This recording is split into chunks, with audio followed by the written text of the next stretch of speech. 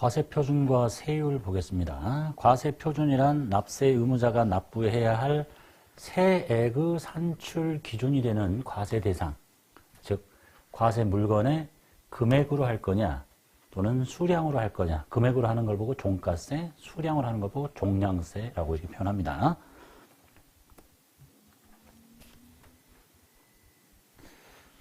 재화 또는 용역액 공급에 대한 과세표준 보겠습니다. 첫 번째, 일반적인 기준. 재화 또는 용역액 공급에 대한 부가세 과세표준은 해당 과세기간에 공급한 재화 또는 용역의 공급가액을 합한 금액으로 합니다. 공급가액. 자, 여기서 공급가액이란 다음의 가액을 말합니다. 첫 번째, 금전으로 돈을 받았다. 그럼 돈 받은 게 공급가액이란 얘기입니다. 금전 이외의 대가를 받았다. 즉, 나 A라는 사람한테 물건을 팔고 나는 TV를 팔고 돈을 받으면 그 금전인데 상대방으로부터 냉장고를 받을 수도 있고 또 어떤 사람한테는 세탁기를 받을 수도 있고 근데 이게 서로 가격이 틀리잖아요. 요것은 뭐 10만, 냉장고 100만 원, 얘는 뭐 50만 원. 그러면 똑같은 내 물건인데 가격이 서로 달라지니까 뭘 기준으로 해야 되겠어요? 내가 공급한 재화의 금액으로 해야 되겠죠. 그래서 자기가 공급한 재화나 용역의 시가로 합니다. 받은 걸로 하는 게 아니라 받은 걸로 하면 서로 다르니까. 여기서 말하는 시가는 뭐냐? 그냥 시가는 정상적인 사람들끼리 주고받을 수 있는 가격이라고 보시면 돼요. 나는 비싸게 팔려고 하고 상대방은 싸게 사려고 하고 거기서 만나는 가격. 사업자가 특수관계인이 아닌 자와 해당 거래와 유사한 상황에서 계속적으로 거래한 가격 또는 제3자 간에 일반적으로 거래된 가격을 시가라고 합니다. 자, 이런 공급가액에는 부가세를 포함하지 않습니다. 당연하겠죠. 100만 원을 팔았는데 부가세 10을 걷었어. 이걸 뺀 걸 보고 공급가액이라고 한다라는 얘기입니다. 부가세는 포함하지 않습니다. 한편 사업자가 재화 또는 용역을 공급하고 그 대가로 받은 금액에 돈을 받았는데 부가세가 포함되어 있는지가 없는지가 불분명해. 그러면 그 대가로 받은 금액의 110분의 10을 곱한 금액을 공급가액으로 하겠대요. 이게 무슨 뜻인가? 예를 들어서 16만 5천 원에 팔았는데 이게 부가세가 들어있는지 안 들어있는지 모르겠어. 그러면 110분의 10을 곱하면 이게 15만 원이 돼요. 그럼 결국은 이 표현은 받은 금액 속에 부가세가 들어있는 걸로 보겠다라는 표현이라고 보시면 되겠네요. 거래 형태별 공급가액의 계산 보겠습니다. 외상거래 등의 공급가액. 외상판매, 할부판매, 물건을 주고 돈을 나중에 받거나 나누어서 받는다. 이때 공급가액은 공급한 재화의 총가액. 100만 원짜리인데 한 달 후에 받기로 했거나 100만 원짜리인데 10번에 나눠서 받거나 그러면 총가액이 공급가액이다. 그 다음에 다음 중 어느 하나에 해당하는 경우에는 계약에 따라 받기로 한 대가의 각 부분을 공급가액으로 보겠다. 장기 할부 판매가 대가의 각 부분을 받기로 한 때가 공급 시기죠. 대가의 각 부분이 공급가액이 되겠다. 완성도 기준 지급 조건부, 중간 지급 조건부도 대가의 각 부분을 받기로 한 때잖아. 그 다음에 계속적으로 재화 용역을 공급하는 거, 전력 같은 것도 대가의 각 부분을 받기로 한 때니까 그 계약에 따라서 받기로 한 각 대가의 각 부분이 공급가액이 되겠다. 그 다음에 둘 이상의 과세기간에 걸쳐서 계속적으로 일정한 용역을 제공하고 그 대가를 선불로 받거나 또는 선불로 받는 경우에 그러니까 한꺼번에 싹 다 받는다는 얘기죠. 월세를 1년치를 100만 원인데 1200만 원을 한꺼번에 다 받았다. 이렇게 하면 어떻게 할 거냐. 곱하기 계약기간 월수가 12달이다. 그 다음에 과세 대상 기간이 뭐 1기 예정이면 3개월, 확정이면 또 3개월 이렇게 계산하시라는 얘기입니다. 한꺼번에 받으면 둘 이상의 과세기간에 걸쳐서 용역을 계속 공급하고 그 대가를 선불로 받으면 각 월수로 안분 계산한 금액이 공급가액이 되겠다라는 얘기입니다. 그리고 뭐 월수 계산하는 거에 대한 세부적인 얘기는 그냥 참고만 하시면 되겠네요. 대가를 외국 통화 등으로 받는다. 우리나라 돈으로 받지 않는다는 얘기죠. 대가를 외국 통화 그 밖에 외국환으로 받으면 다음과 같이 환산한 금액을 공급가액으로 합니다. 첫 번째, 공급 시기가 되기 전에 돈을 받고 원화로 환가를 했습니다. 그러면 그 환가한 금액입니다. 공급 시기 이후에 외국 통화 또는 그 밖에 외국환 상태로 보유하거나 지급받는다. 받았는데 안 바꾸고 계속 있거나 공급 시기가 도래된 이후에 받게 된다. 그러면 더 이상 기다릴 수 없으니까 공급 시기의 기준 환율 또는 재정 환율에 따라 계산한 금액을 공급가액으로 하겠다. 그래서 기준 환율은 달러를 대상으로 하는 걸 기준 환율이라고 하고 나머지는 제3국을 통화를 재정 환율이라고 합니다. 그 사례를 보면 공급 시기 되기 전에 바꿨으니까 바꾸면 그 바꾼 금액이 공급가액이고 공급 시기가 지나서 받거나 지났는데도 계속 돈을 갖고 있고 안 바꾸면 언제까지 기다릴 수는 없는 거니까 공급 시기인 그때 보통은 수출일 거니까 통화가 선적일엔 환율을 따지게 됩니다. 자, 예를 들면 10,000달러를 수출하고 공급 시기는 8월 1일입니다. 옛날에 환율은 1,100원이고 이 사람이 8월 1일이 공급 시기인데 수출로 보면 이거 선적일이겠죠?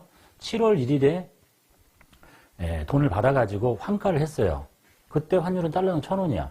그럼 바꿔버렸잖아. 그러면 100달러니까 공급가액은 10만 원이라고 결정이 되는 거고 그 다음에 7월 1일에 수령을 해서 외국 통화 상태로 계속 가지고 있어요. 그러면 요 날의 환율을 써야 되겠지. 그래서 11만 원이 되는 거고 그 다음에 9월 1일에 받아요. 요 날이 공급 시기인데 그 이후에 받죠. 요 날 환율은 필요 없지. 요 날의 환율을 쓰는 거야. 11만 원 이렇게. 되셨죠? 공급 시기 이후에 계속적으로 변동되는 환율을 반영하지 않기 위해서 미리 바꾸면 바꾼 거. 공급 시기가 됐는데도 안 바꾸고 있거나 그 이후에 바꾸면 공급 시기에 환율을 적용하겠다. 재화의 공급 의제의 경우에 공급가액을 보겠습니다. 첫 번째가 자기 생산 취득자의 공급 의제 중에 자기의 면세 사업에 전용했다. 사료를 안 팔고 나의 돼지한테 줬다. 그럼 남한테 팔 때하고 똑같이 받아야 되겠죠? 자기가 공급한 재화의 시가입니다. 시가. 나머지 다 똑같아요. 승용 자동차 등의 비영업용에 썼다. 내가 내 차를 이사한테 줬다. 그럼 남한테 팔 때하고 똑같은 가격으로 공급가액을 계산합니다. 개인적으로 썼다. 남한테 팔았을 때와 똑같이 시가. 사업상 증여했다. 시가. 그 다음에 폐업 시 잔존재화. 폐업할 때 남아있는 그 재화의 시가를 공급가액으로 봅니다. 그 다음에 판매를 목적으로 자기의 다른 사업장으로 반출해서 공급 의제되는 거. 이거는 시가가 아니에요. 취득가액이라고 돼 있어요.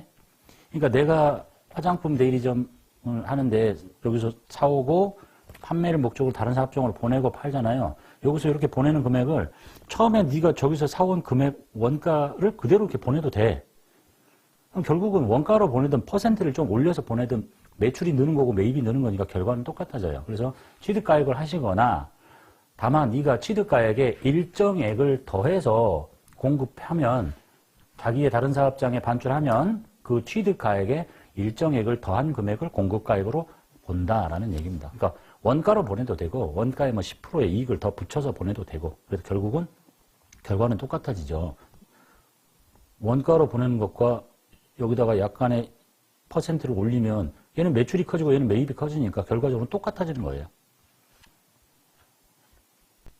자, 간주시가 보겠습니다. 이 간주시가는 자기 생산 취득 재화가 만약에 감가상각 자산인 경우에는 시가를 어떻게 계산할 거냐? 간주시가라는 걸 적용한대요. 감가상각 자산인 경우에 계산 구조는 해당 재화의 취득가액에다가 1-체감률 경과된 과세기간수 이렇게 하고 내용을 간단히 보면 취득가액은 매입세액을 공제받은 해당 재화의 가액으로 하고 체감률은 여기서 말하는 이 체감률은 건물이나 구축물의 경우에는 5% 그 다음에 경과된 과세기간수를 세고 그 밖에 감가상각 자산은 25% 그러니까 5%씩 줄어든다는 얘기는 이제 줄어든다는 얘기거든요. 가치가 점점 시가의 가치가 줄어드는데 5%씩 줄어든다는 얘기는 부가세는 1년에 2번 신고하니까 1년에 10%씩 사라진다는 얘기예요. 그러면 10년이 지나면 가치는 없어진다는 얘기야. 감가상각 자산인데 그게 건물이나 구축물이면 근데 25%짜리는 2번 하면 50% 되는 거죠. 1년에. 그러면 감가상각 자산인 건물하고 구축물이 아닌 기계장치나 차량 운반고는 2년이면 가치가 0원이 된다. 이런 구조라고 보시면 돼요. 가치가 조금씩 줄어드는 거니까. 그 다음에 경과된 과세 기간의 수를 셀 때, 그래서 여기가 20을 한도로 하고 여기가 4를 한도로 하는 거예요. 왜냐하면 25%씩 4번 하면 끝이 될 거니까. 그 다음에 이제 중요한 얘기가 경과된 과세 기간 수를 세는 게 가장 중요한데, 이걸 숫자를 셀 때, 과세기간 개시일 이후에 자산을 취득하면 또는 해당 재화가 공급되는 것으로 보게 된다면 과세기간 개시일로부터 취득하거나 공급하는 걸로 보겠다. 앞머리로 땡겨라 이런 얘기예요. 무슨 말인가는 이제 사례를 보시면 알 텐데 봅시다. 자, 이 사람이 이제 감가상각 자산인 기계장치를 갖고 있고 취득은 X1년도 4월 2일에 했어요. 자, 여기 X1년이거든요. 여기 4월 1일에 취득을 했어. 그래가지고 폐업을 언제 하냐면 6월 1일에 여기 6월 1일에 폐업을 합니다. 그래서 이게 이제 간주 공급에 해당한다 이런 얘기거든요. 5,400만 원짜리야. 부가세 540만 원 별도에 취득을 했습니다. 취득 당시 매입세액을 공제받았습니다. 그런데 매입세 공제받고 기계장치를 계속 써야 되는데 문 닫아버렸다는 얘기 아니야. 그러면 이제 이 기계장치의 시가를 계산해야 되는데 그래서 네가 너한테 공급하는 걸로 봐야 되는데 방금 이 구조로 하겠다. 이게 얼마짜리냐? 5,400만 원에 사왔죠. 곱하기 1 체감률이 건물 구축물이 아니지. 한 번에 25%씩 떨어져. 그런데 이제 제일 중요한 건 과세 기간을 세야 돼. 몇 과세 기간이 지났느냐. 그런데 여기서 사가지고 이렇게 공급으로 보는 거니까 과세, 여기가 아까 뭐라고 했었냐면 과세 기간 개시일 이후에 취득을 하면, 보세요. 과세 기간 개시일이 여기인데 그 이후에 취득을 했죠. 그럼 여기서부터 세는 게 아니라 요날 취득한 걸로 보겠다는 얘기야, 요날. 그 다음에 과세 기간 이후에 공급하는 걸로 보면 요 날이 공급한 날로 보겠다. 그래서 1과세 기간, 2과세 기간 이렇게 계산한다는 뜻입니다. 논리 이해하셨죠? 이게 체감률은 건물 구축물은 5%씩, 나머지 기계장치 이런 것들은 25%씩. 그래서 경과된 과세 기간 수가 4번이 지나면 그 이후에는 폐업해도 영원히 된다. 이런 얘기가 되겠네요. 부당한 행위의 경우에 과세 공급가액 보겠습니다. 특수관계인에게 대한 재화 또는 용역의 공급이 다음 중 어느 하나에 해당하는 경우로서 조세 부담을 부당하게 감소시킬 것이라고 인정되는 경우, 그게 이제 부당한 행위인데 그때는 공급한 재화 또는 용역의 시가를 공급가액으로 보겠대요. 시가를. 첫 번째, 재화의 공급입니다. 재화를 부당하게 낮은 대가를 받았다, 시가로 공급가액으로 봅니다. 대가를 아예 받지 않았다, 그래도 시가입니다. 재화의 무상 공급은 다 과세합니다.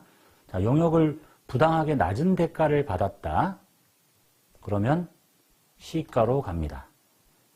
그 다음에 사업용 부동산의 임대 용역을 공급하고 대가를 받지 않았다, 그러면 시가로 갑니다.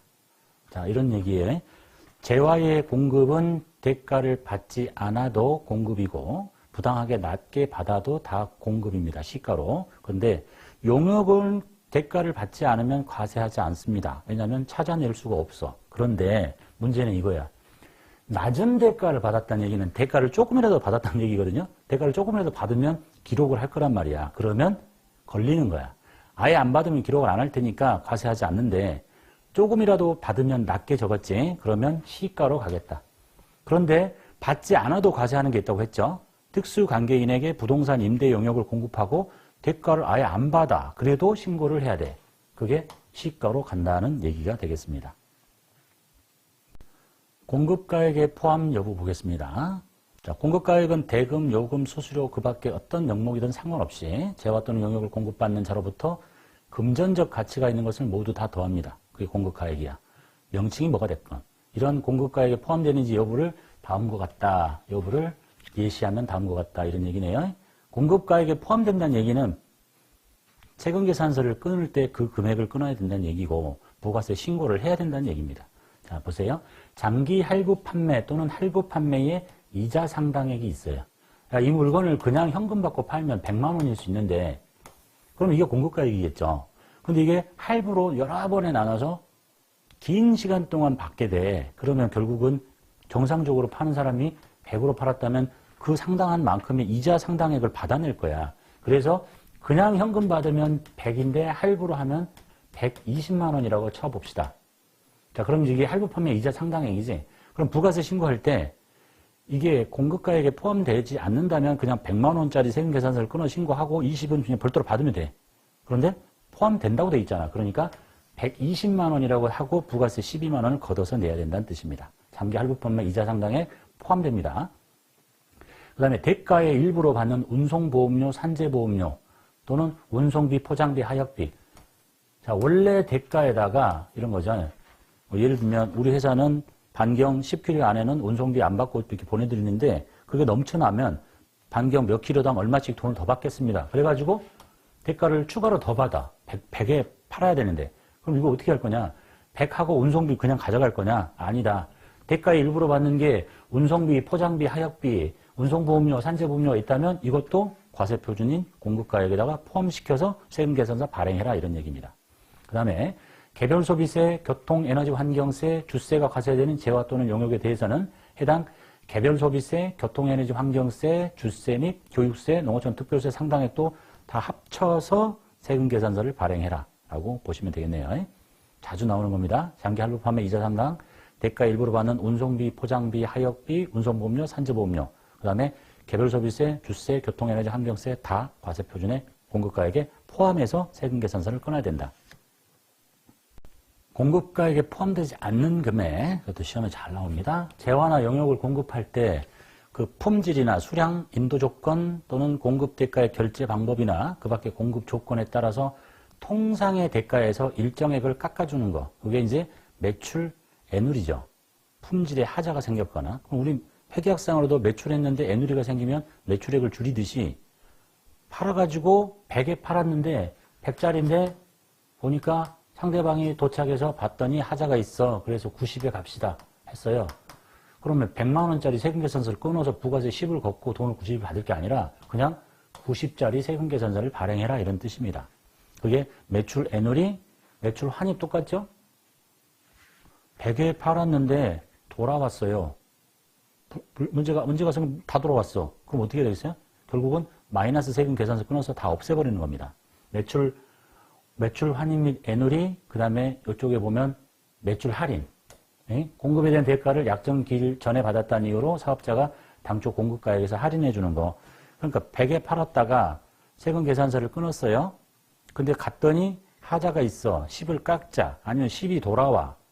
또는 대금 결제를 빨리 해서 10을 깎아. 매출 환입 및 애누리 다 공급가액에 포함되지 않으니까 결국은 최초에 90을 끊을 수도 있지만 100 끊고 마이너스 10만 원짜리 세금 계산 다시 끊게 돼요.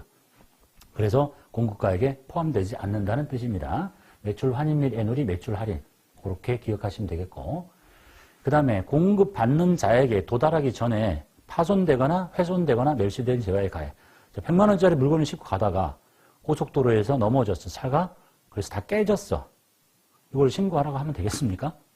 깨진 것도 열받은데 말이 안 되죠. 그래서 공급가액에 포함하지 않습니다. 도달하기 전이에요. 도달을 해서 줬어요. 그리고 제가 깨먹는 건 상관없는 거야. 그 다음에 재화 또는 용역의 공급과 직접 관련되지 않은 국고보조금, 공공보조금을 받았다. 재화 또는 용역의 공급과 관련되지 않고 국고보조금이나 공공보조금을 받으면 공급가액에 포함하지 않는다. 라는 얘기. 관련됐다면 공급가액에 포함하라는 얘기고, 그 다음에 공급에 대한 대가의 지급이 지체됐으면 받는 연체이자.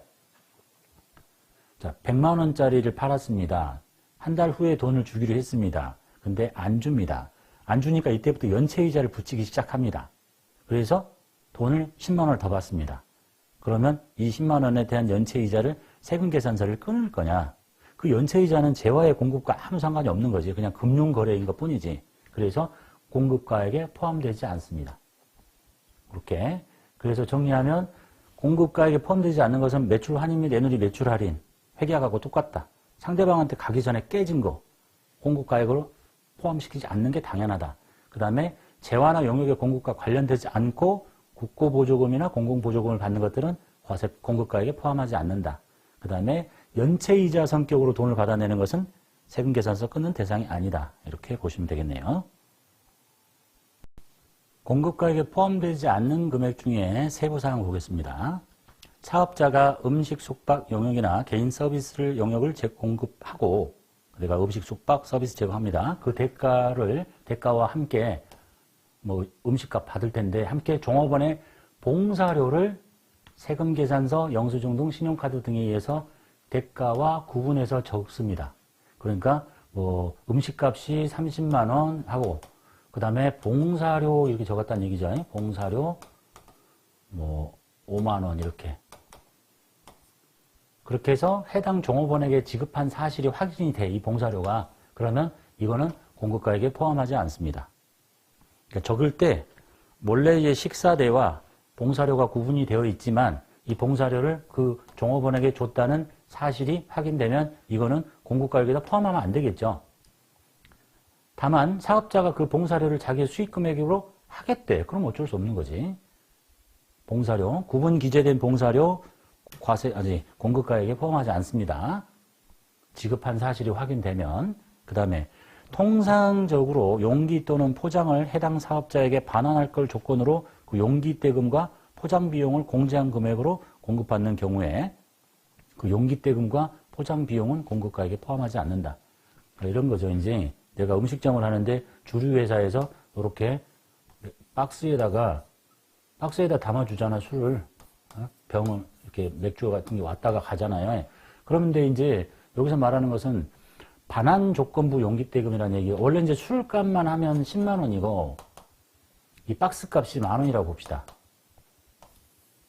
이제 파는 사람 입장에서 내가 저기 음식점에다 이 술과 박스를 주는데 이 용기를 반환받지 않는 조건이에요. 그러면 여기 과세표준은 공급가액은 11만 원이라는 뜻이고, 내가 주고 나중에 용기를 돌려받는 조건이야. 그러면 요거 빼라는 얘기입니다. 그래서 통상적으로 용기 또는 포장을 해당 사업자에게 반환할 것을 조건으로 반환 조건부 용기대금과 포장 비용을 공제한 금액을 공급가액으로 공급한 경우에는 공급가액에 포함하지 않겠다. 11만 원짜리가 아니라 용기 돌려받고 받는 조건으로 이렇게 했다. 그러면 요 반환 조건부 용기대금은 공급가액에 포함되지 않는다. 비반환 조건부면 포함시켜야 됩니다. 11만 원이라고 끊어라, 이런 얘기가 되겠네요. 과세표준에서 공제하지 않는 것 보겠습니다. 과세표준에서 공제하지 말라는 얘기는 네가 매출을 일으켜서 여기가 지금 과세표준에 포함되어 있는데 어떤 사건이 생겼다고 해서 마이너스 세금 계산서를 끊어서 이것을 여기서 제거시키고 이렇게 하지 말라는 얘기죠. 마이너스 시키는 게 뭐가 있겠어요? 매출 환입이 냈는데 매출 환이 생기면 취소해서 과세표준에서 이렇게 제거시키는 겁니다. 얘는 이제 빼지 말라는 거지. 사업자가 재화 또는 용역을 공급받는 자에게 지급한 장려금이나 이와 유사한 금액 및 대손 금액이 있으면 과세표준에서 공제하지 않는다. 즉, 나의 과세표준이 1000만 원인데 물건 많이 팔아주는 거래처에게 100만 원의 장려금을 줍니다. 그러면서 마이너스 100만 원짜리 세금 계산서 끊는 거 아니란 얘기예요. 그건 네 둘끼리 알아서 하는 거지. 이해되셨죠? 그 다음에 이렇게 1000만 원을 팔아놨는데 누군가가 부도가 나서 대손이 일어났습니다. 100만 원 못 받게 됐어. 그러면 못 받게 됐다고 해서 마이너스 100만 원짜리 세금 계산을 끊는 거 아니란 얘기야. 그냥 그대로 신고해. 그럼 너무 억울하잖아. 이거 나중에 대손세 공제라는 걸 통해서 그 부담했던 부가세를 돌려주게 돼요. 그러니까 네가 스스로 대손이 일어났다고 해서 마이너스 세금 계산서 끊고 이렇게 하지 말란 얘기입니다. 다만 공급받는 자의 파산 등으로 거래 지수하지 못한 부가세는 대손이 확정되는 경우에 대손세 공제를 받을 수 있게는 해주겠다라는 얘기입니다. 팔고 나서 많이 팔아줬다고 감사하다고 장려금을 주는데 마이너스 세금 계산서 끊는 거 아니야. 그냥 돈만 주면 끝이야, 자기들끼리. 대손이 일어났다고 해서 마이너스 세금 계산서 끊는 거 아니에요. 그냥 가만 놔둬야 돼. 나중에 대손세 공제를 받으면 된다. 재화의 수입에 대한 과세표준 보겠습니다. 재화의 수입에 대한 부가세 과세표준은, 재화는 왜 이걸 수입으로 그러는 이렇게, 그 과세표준을 세관장이 결정할 때 일단 관세의 과세 가격이라는 얘기는 그 물건 값이야. 원래 저 물건의 가격이 100만 원짜리라고 봅시다. 이렇게. 요게 관세의 과세 가격이야. 요 금액에다가 일단 관세를 더합니다. 그 다음에 개별 소비세, 해당 항목이라면 주세, 교육세, 농어촌 특별세, 교통에너지 환경세를 모두 다 더해요. 요렇게 더해가지고 요거를 과세 표준으로 보고 부가세를 세관장이 10%를 걷게 됩니다. 그 다음에 세율은 부가세 세율은 10%죠. 그리고 우리나라는 단일 비례세율입니다. 10% 단일 비례세율. 그리고 특정한 재화 용역의 공급에 대해서는 0%의 세율을 적용하는 것이 있습니다. 세율이 두 개가 아니고 세율은 10%인데 특정한 외국으로 수출하는 이런 것들만 0%를 적용한다.